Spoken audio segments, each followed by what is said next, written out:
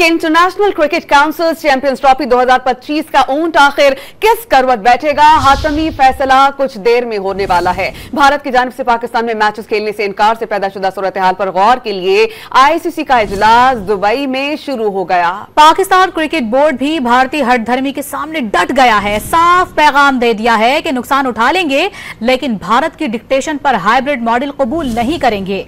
आज होने वाले इजलास में इवेंट पाकिस्तान से किसी दूसरे मुल्क मुंतकिल करने की तजवीज भी ज़ेरे गौर आ सकती है कि international cricket council champions trophy 2025 का ऊंट आखिर किस करवट बैठेगा, हातमी फैसला कुछ देर में होने वाला है। भारत की जानिब से पाकिस्तान में मैचेस खेलने से इनकार से पैदा शुदा सूरत हाल पर गौर के लिए आईसीसी का इजलास दुबई में शुरू हो गया। पाकिस्तान क्रिकेट बोर्ड भी भारतीय हठधर्मी के सामने डट गया है, साफ पैगाम दे दिया है कि नुकसान उठा लेंगे लेकिन भारत की डिक्टेशन पर हाइब्रिड मॉडल कबूल नहीं करेंगे।